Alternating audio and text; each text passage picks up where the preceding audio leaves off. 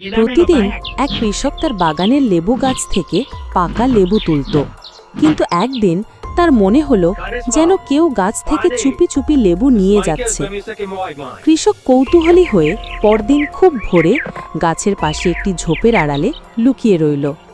কিছুক্ষণ পর সে দেখল এক কাঠবেড়ালি এসে গাছ থেকে একটি লেবু নিয়ে দ্রুত পালিয়ে গেল। পরদিন কৃষক কাঠবেড়ালির পিছু নিল এবং লক্ষ্য করল কাঠবেড়ালি একটি গর্তে লেবুটি জমা করছে। কৃষকের মনে সন্দেহ কেটে গেল। সে বুঝতে পারল কাঠবেড়ালি মা হতে চলেছে আর নিজের ভবিষ্যৎ ছানাদের জন্য খাবার জমা করছে। এরপর একদিন প্রচণ্ড ঝড় ও বৃষ্টি হয়। কাঠবেড়ালির গর্তে পানি ঢুকে যায়। কৃষক দ্রুত ছুটে এসে কাঠবেড়ালিটি উদ্ধার করে তার খালি হাঁসের খোঁয়ারে রেখে দেয়। কয়েকদিন পর কাঠবেড়ালি ছানা দেয়। ছোট ছোট ছানাগুলোর চিৎকারে কৃষকের মন নরম হয়ে যায়। সে আবেগে কেঁদে ফেলে।